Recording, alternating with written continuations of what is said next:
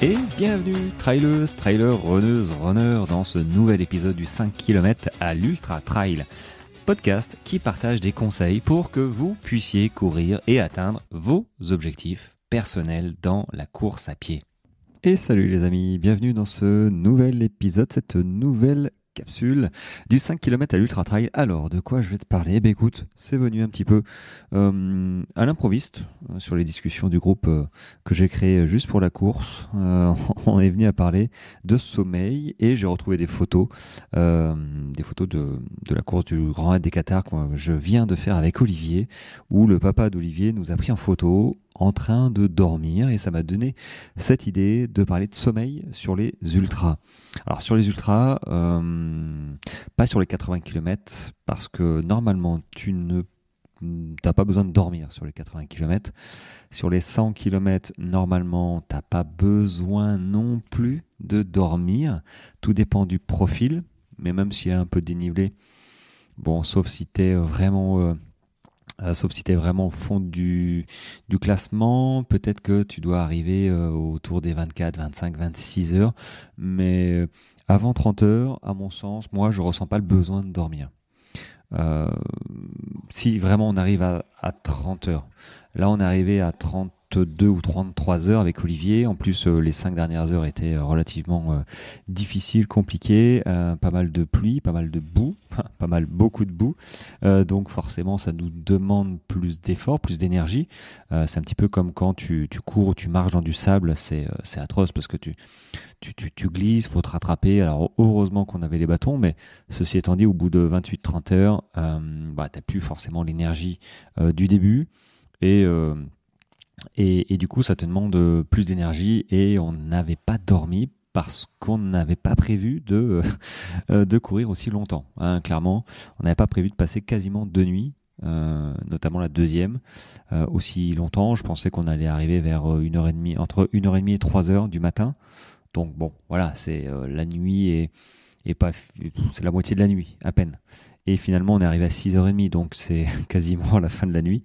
Donc on a un petit peu subi ce manque de sommeil. Je ne sais pas si on aurait pu le prévoir, vraiment, hein, parce que moi, on en parlera avec Olivier de toute manière dans le débriefing. On va débriefer mercredi matin. Moi, l'année dernière, j'étais arrivé à 1h30 du matin. Donc, sur ce coup, là, cette année, j'avais dit, bon, on va arriver pareil entre 1h30 et 3h. Et du coup, on est parti de ce fait qu'on n'avait pas besoin de dormir. Sauf qu'on a mis un petit peu plus longtemps et les conditions météo à la fin n'étaient pas du tout les mêmes que celles de l'année dernière. Donc, ça a été un petit peu plus casse-gueule, un petit peu plus long, un petit peu plus d'effort tout le temps, moins agréable. Donc, forcément, on a mis un petit peu plus de temps. Mais pour en revenir au sommeil, comment gérer le sommeil vraiment sur un ultra à partir du moment, allez, sur un 120, 130, 160, à partir du moment où tu passes les 24 ou 30 heures. En dessous, normalement, si tu as bien fait dodo, bon, t'as pas besoin de dormir. Maintenant, quand tu passes 2 nuits, dehors, c'est compliqué. C'est compliqué de passer 30 heures parce que le cerveau... Enfin, moi, je l'ai vu très clairement. Moi, j'ai pas l'habitude de faire deux nuits comme ça sans dormir. J'évite au maximum. Sur tous mes ultras, moi, ma stratégie pour mes ultras, c'est déjà d'essayer d'arriver avec un maximum de sommeil, ce que je n'arrive pas beaucoup à faire, je te l'accorde. Je dors assez mal, donc je sais que j'arrive presque avec un déficit de sommeil. Et ça peut être un problème. C'est un problème, mais ça va, j'arrive à le gérer. Mais toi, il faut que absolument, si tu te lances sur des ultras, sur des courses où tu vas passer 1 nuit, voire 2 nuits dehors, il faut absolument que tu arrives le quota plein de sommeil. Voilà. Donc, j'essaye de faire des siestes avant. Et quand je sais que je vais passer 2 nuits dehors, clairement, la première nuit, alors ça dépend. Si la course part le matin, tôt le matin, à 5h, 6h, En montagne, généralement, 5 heures, 6 heures, tu passes 12 heures. Moi, vers 22 heures, donc du coup, ça fait plus de 12 heures, hein, ça fait 14-15 heures de course. Hein. Vers 22-23 heures, j'essaye de faire une petite sieste de 20 minutes. Voilà, juste pour retrouver, ça fait du bien en fait. Hein, ça diminue tout ce qui est l'afflux nerveux et ça fait du bien. Ça repose, ça me requinque. Et 20 minutes, même si j'ai l'impression de pas dormir, parce que j'ai l'impression de juste fermer les yeux et voilà, il y a du bruit, tout ça. Euh, Finalement, quand je repars, j'ai retrouvé de la lucidité, tu vois. Alors j'ai les Stick Power pour ça, mais c'est vrai que naturellement, le sommeil, c'est quand même beaucoup mieux hein, que de prendre un produit. Donc j'essaye, moi même sur la première nuit, quand je sais que je vais en avoir potentiellement une deuxième, la première nuit, moi je me fais mes 20 minutes de sommeil, alors que beaucoup, en fait, enchaînent la première nuit sans dormir.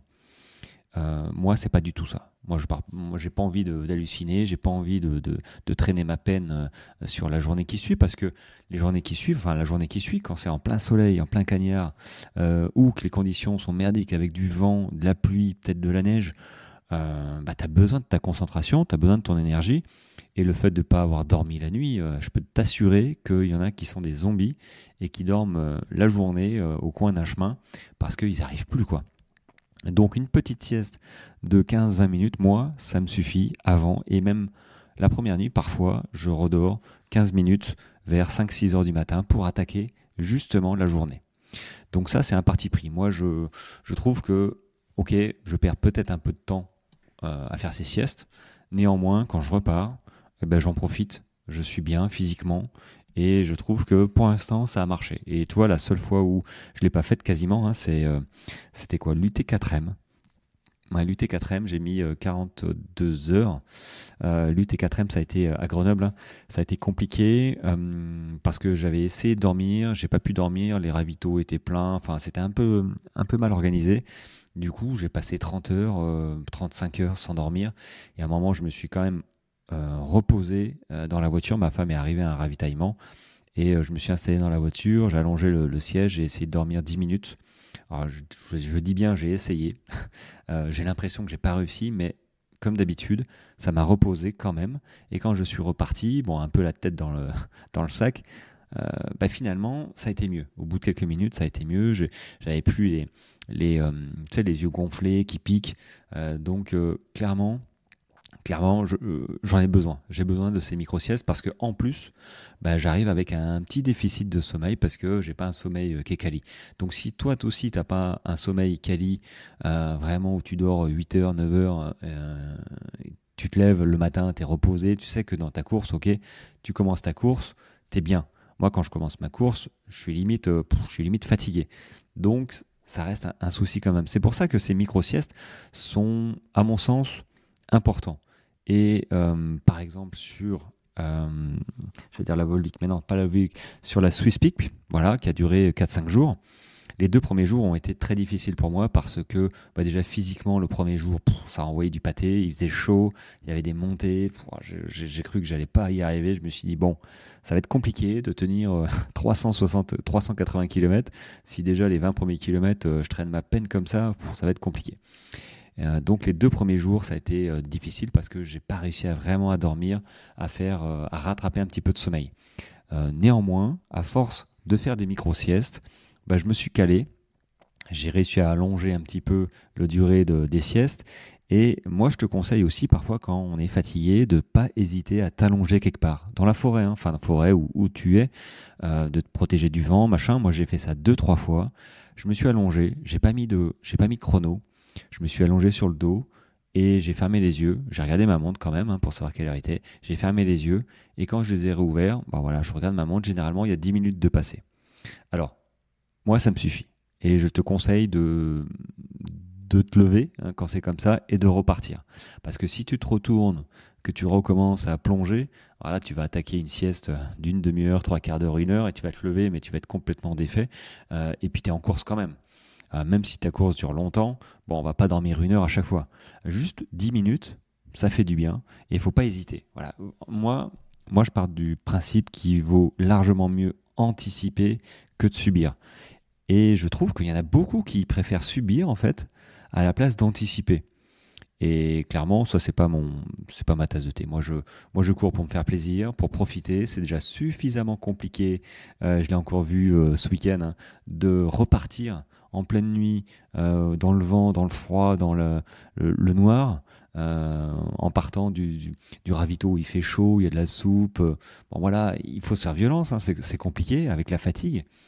Si en plus je me rajoute, enfin, je me tire une balle dans le pied si j'ai un déficit de sommeil, que je veux pas dormir, que je me dis non, non, c'est la première nuit, je dormirai la deuxième. Waouh, tu dors la deuxième, mais ça veut dire que si la course part le matin, tu as toute une journée, tu as toute une nuit, tu as toute une journée, et là tu décides enfin de dormir. Ah oui, non, mais t'es sûr, t'es éclaté. Donc moi, j'ai pas envie d'avoir des accidents, j'ai pas envie d'halluciner forcément. Alors oui, j'hallucine. Le cerveau, parfois, il voit des choses, pas là. Là, ça a été. Mais sur la Volvic, j'ai vu des. Avec Olivier aussi, on a vu des trucs qui n'ont rien à faire là. Tu vois. On sait que c'est pas là, mais le cerveau nous fait voir, interprète tout ça. Ça veut dire que, ouais, on est fatigué. Alors, est-ce qu'on manque d'oxygène? Je ne sais pas, mais on manque assurément de sommeil. Et ça, c'est compliqué. C'est compliqué à gérer. C'est un peu comme conduire quand tu es hyper fatigué. Bon, forcément, c'est déconseillé, mais parfois on n'a pas le choix. Et tu vois, moi là, je suis rentré du Grand Raid des Qatars en conduisant. Je peux t'assurer que je faisais pas le malin. On s'est même arrêté 10 minutes pour dormir parce que ça allait pas du tout et il faut une petite part de chance pour pas avoir eu un accident. Très clairement, j'aurais pu me mettre dans le fossé parce que j'avais les yeux qui tenaient pas quoi. Et ben ça, quand t'as ça, quand tu cours en montagne, sur des sentiers techniques, c'est hyper chaud quand même. Limite, c'est plus dangereux qu'en voiture où bon, tu te fous dans le fossé. Bon, normalement, bon, sauf si tu tombes dans une falaise, mais bon, quand tu cours, moi, enfin, clairement, j'en ai vu en fait, à tel point hein, que j'ai vu, alors je sais plus sur quel, je crois que c'est le Grand Raid des Pyrénées, où à 2 heures du matin, moi, j'avais décidé de dormir comme ça 20 minutes. J'ai eu du mal en plus, hein, parce que quand on s'allonge, moi j'avais mal aux jambes, j'avais la circulation sanguine qui me faisait mal, la voûte plantaire qui serrait là, et j'ai vraiment cru que j'avais pas dormi. Alors, est-ce que j'ai dormi ou pas, je ne sais pas, mais je me suis levé quand même à peu près reposé. Et quand on est reparti, enfin quand je suis reparti dans la forêt, hein, nuit noire, j'ai croisé 2 coureurs qui s'installaient avec leur couverture de survie le long du chemin. On venait de partir, enfin, c'était à 15 minutes du refuge du ravito. Et en fait, ils m'ont dit non, mais là, on n'y arrive pas, en fait, on va dormir. Je dis bah, c'est dommage, il y avait le ravito. On me dit ouais, mais en fait, on a juste mangé, et puis on s'est dit on va y aller, et puis quitte à dormir dans la forêt.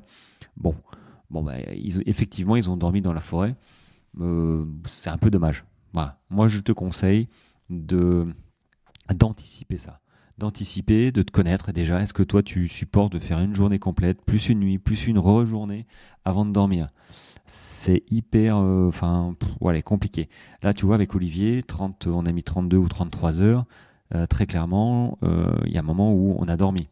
On a dormi au 107e kilomètre à la base vie parce que bah, on avait besoin. Alors moi j'ai dormi juste la tête reposée contre un poteau. Je crois que ça a duré 5 minutes, même pas. Mais ça m'a suffi pour être bien. Euh, Olivier avait un petit peu plus de mal parce qu'en plus il avait des problèmes d'alimentation. Donc il était bien physiquement, tu vois. Il était bien physiquement, les cuisses aussi, tout ça, mais il manquait d'énergie. Donc ça a été compliqué sur la fin avec lui. Enfin pour lui du moins.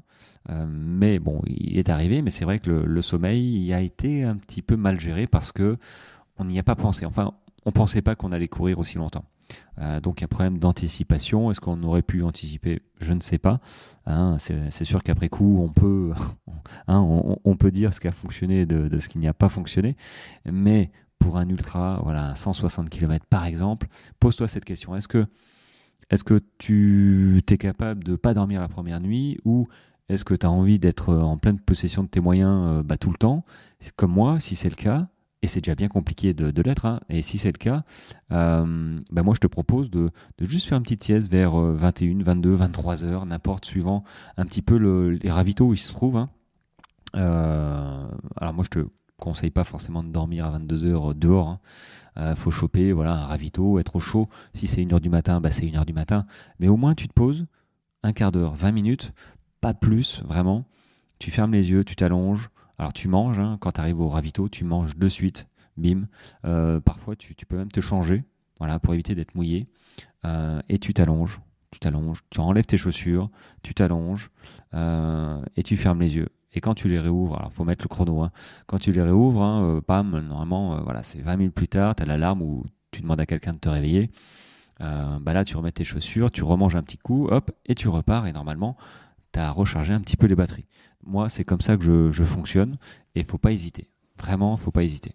Parce que le sommeil, c'est quelque chose où tu ne peux pas lutter. Tu peux pas lutter, tu peux peut-être manger. Moi, à un moment, j'étais fatigué, je me suis dit, allez, je vais manger du sucre. Du coup, j'ai mangé pas mal de glucides.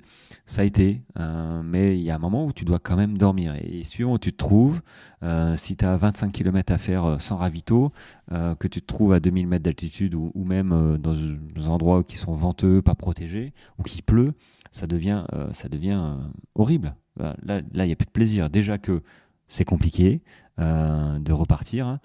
Vraiment, les ultras, c'est vraiment à part. Je pense que je ferai une petite capsule là-dessus parce que je me suis encore aperçu que les ultras, ce sont des courses à part où les gens sont pas prêts. Pas tous, mais il y en a quelques-uns qui sont quand même pas prêts à terminer. Et ça, c'est un problème parce que physiquement, ça se trouve, ils sont prêts, mais mentalement, ils sont pas prêts. Donc j'ai envie de parler de ça pour peut-être ouvrir les yeux à certains ou certaines pour anticiper quelques problèmes qu'ils pourraient avoir et leur faire ouvrir un petit peu les yeux parce que plus on en parle, plus on pense que c'est accessible, le monde de l'ultra, des 100, des 120, des 150, des 200, mais ça reste quand même des courses d'endurance qui sont quand même assez exigeantes, notamment au niveau de la résistance mentale et physique. C'est pas juste des courses où tu es fatigué, tu dis bon, non, il y a un moment où quand tu arrives au ravito, qu'il fait chaud, que tu es épuisé, que tu as mal aux jambes, c'est beaucoup plus facile d'abandonner, d'arrêter, de se mettre au chaud que de continuer, de sortir dans le froid parce que tu as froid, parce que tu t'es réchauffé, mais dehors il fait froid, et de repartir, retrottiner et de retourner au charbon. Donc ça, c'est de la préparation mentale et il faut absolument en prendre conscience. Et tous ceux qui n'en prennent pas conscience, le subissent en fait. C'est comme tout. Quand on ne peut pas anticiper un problème, on se le prend dans la tronche et c'est beaucoup plus compliqué de trouver des solutions au moment où on se le prend. Donc suivant les caractères de chacun et les expériences et les capacités de chacun et chacune, parfois ça passe et souvent ça ne passe pas quand on n'a pas fait le job un petit peu avant. Voilà. Donc, je fais une petite aparté là-dessus, mais c'est vrai que c'est important la prépa mentale. Et les ultras ne sont pas accessibles si facilement. Enfin, je parle des ultras qui sont des 160 km où tu es obligé de dormir de nuit. Voilà. C'était pour la petite capsule du sommeil. Si tu as des questions là-dessus, t'hésites pas. Ça me fait penser, moi je prends pas de médicaments pour éviter de dormir. D'ailleurs, je déconseille. Je sais pas s'il y en a qui le font. Vraiment, je pense qu'il y en a qui doivent le faire, de prendre des médicaments qui empêchent de dormir. Il y en a peut-être qui doivent tourner la Red Bull, je sais pas, ou de la caféine. Pourquoi pas. Mais la gestion du sommeil à la longue, ça peut être problématique. Mais effectivement, je me pose des questions en même temps que je te parle. Voilà. Bon, c'était ma petite capsule sur le sommeil, sur comment moi je gère le sommeil. Après, chacun voit midi à sa porte et surtout fait sa propre expérience parce que moi, avant de le faire, je ne savais pas trop comment ça allait se passer. Et puis, j'ai découvert que finalement, si je dormais pas un petit peu avant, la journée qui suivait, la première nuit, je subissais comme pas possible. Donc, je me suis adapté et j'ai trouvé cette solution. Donc, après, c'est à toi de trouver la bonne solution qui correspond à ton profil, à tes capacités et puis à tes envies aussi. Voilà, bon, sur ce les amis, merci de vos écoutes sur Instagram, merci de partager le podcast aussi sur les réseaux, c'est vraiment chouette, ça le fait découvrir à de plus en plus de personnes et je pense que j'aide de plus en plus de monde. Donc ça me motive aussi à continuer. Et puis des commentaires aussi, puis des petits 5 étoiles sur 5 sur Spotify et Deezer, et peut-être Apple Podcast aussi. Bah voilà, c'est chouette, le podcast il grandit. Voilà, c'est mon bébé, il grandit, c'est parfait. Il est bientôt adolescent. Allez, sur ce, je te souhaite une très bonne journée et je te dis à plus tard. Et si tu as des questions, évidemment, il y a le lien du contact dans chaque épisode. Allez, ciao, bonne journée.